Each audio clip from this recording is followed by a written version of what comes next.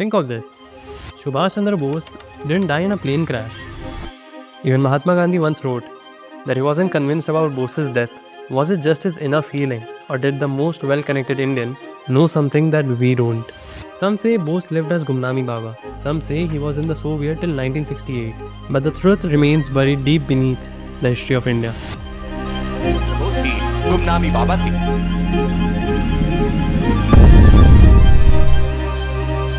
But whether we survive or not, whether we individually live to see India free or not, we are confident that India shall be free.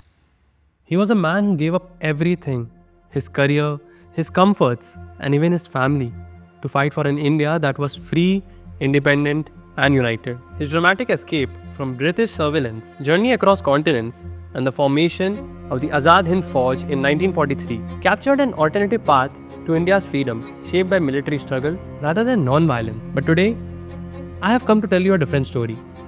A story of a road not taken. What if Netaji had returned to a free India, not as a forgotten hero, but as its first Prime Minister? What would India's economy, military, and democracy look like if he would have been at the helm of affairs? Would he have altered the course of our nation forever?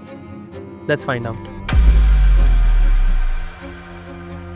Imagine this. What if India never experienced the horrors of partition? No broken homes, no lost families. Would that have been a reality? Perhaps yes. History would have taken a different course had Subhas Chandra Bose been the first Prime Minister of India. He would not just have prevented the partition, but would have stopped the massive bloodshed in 1947. This is because Bose was something more than a politician. He was a commander, a visionary, and most importantly, a unifier, a force Jinnah could never oppose. And that is why Jinnah was ready to accept Bose as the only leader of India. These are not my words. It was actually said by NSA Ajit Doval, and that speaks volumes. But how could have Bose avoided the partition? Jinnah's demand for Pakistan thrived on the Congress's inability to counter his narrative. On the other hand, Netaji had a mass appeal. His Azad Hind Fauj had Hindus, Muslims, and Sikhs fighting shoulder to shoulder, whose primary identity was that of an Indian. This does not just show his mass appeal among communities. Bose was probably the only one who set the true example of Hindu-Muslim unity. Finally, unlike Nehru, Bose was pragmatic and action-oriented. He was not known for compromise, and that is why he might have pushed for a different negotiation strategy: force, not diplomacy. Imagine an India where the army stood firm against Chinese aggression, the economy roared with industrial might, and the subcontinent remained undivided. Would the world have witnessed a stronger, more unified India?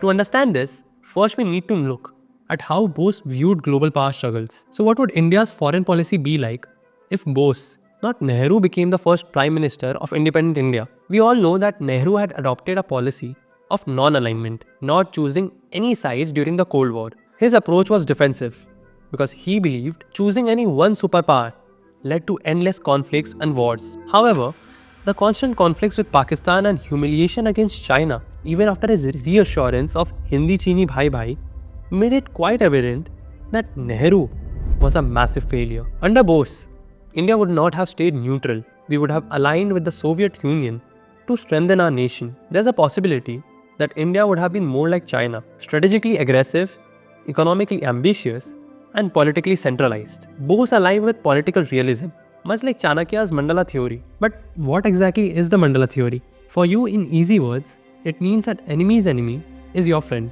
For example, China is seen as a rival both by India and the US. This makes India and US allies. Now coming back to the point, he had a different plan for India. No unnecessary expansion, just a strong united nation with real influence in Asia. Now, let's talk about how Netaji envisioned the economy of independent India. According to him, true freedom was not just political, but also economic and social. He actually wondered, what's the point of breaking free from the British if our own people were still stuck in poverty? Let's go back to 1938, Haripura.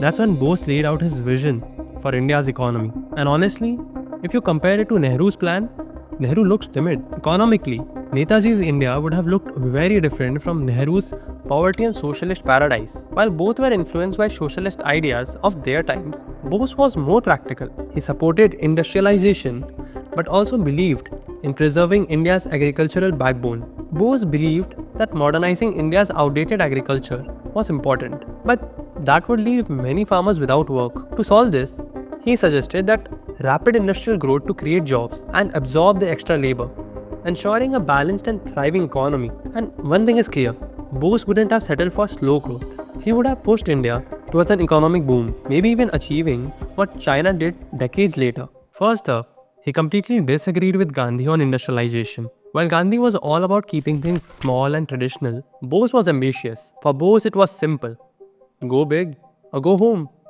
No half measures. And where did he find this inspiration? The Soviet model. Rapid industrialization, massive growth. That's what he believed that India needed. But it actually does not end here. He had plans to kick out the landlords who exploited farmers and wipe out all the debt that kept rural India down. What Bose spoke in 1938 has remained relevant till this day.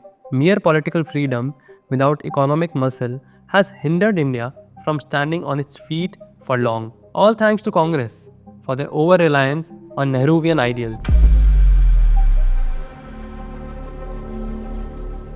Now, it might come as a surprise to a lot of people, but while the rest of India was still under British rule, Bose didn't wait around. He declared India's independence 4 years before 1947. And not just in words. He built the Azad Hind government with its own army and declared himself as its prime minister. As the leader of the Azad Hind Fauj, Bose knew the importance of military power better than anyone. That's why, unlike Nehru, who did not even give defense much priority, Bose had plans to turn India into a modern military force. He believed that the moment India became free, the first thing on the to-do list had to be strengthening national defense. After all, what's the point of independence if you can't protect it? And how would he do that? By establishing modern war industries so that India could produce its own weapons and remain self-reliant in matters of defense. This would have ultimately helped India to rise as a significant military power in Asia much earlier, which could have avoided the 1962 war with China. But critics argue that if Bose became the prime minister, India would have been authoritarian, if not a complete military dictatorship. But what really is the truth? Let's dig deeper. Yes, Netaji was a fan of strong leadership, much so that he admitted that India needed a dictator like Kamal Pasha in the initial years to cure its ailments that have persisted for so long. Netaji did seek help from Nazi Germany and Imperial Japan to drive out the British from India. But does that make him a fascist? No. For him, an independent India was the top priority for which he could go to any extent.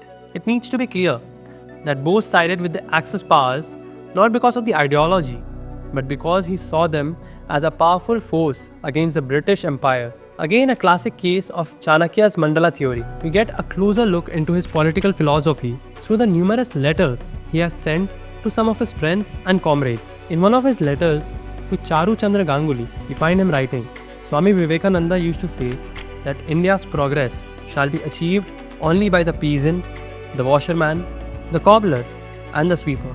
Their strength and sacrifice will bring about India's progress. This shows Netaji's people-centric approach in bringing development contrary to fascism's racial supremacy and elite-controlled economy. Yes, he was a supporter of a strong state and a self-reliant India. But what he actually valued the most was individual dignity, freedom of thought, and collective upliftment. And finally, let's conclude with an anecdote. When Clement Attlee, the PM of Britain, visited India, he admitted actually that it was Bose, not Gandhi, who departed the British Raj. Imagine what would have happened if Bose had become India's first Prime Minister. What do you think about it? Was Netaji the godfather of the nation? This is Mayank. See you in the next one.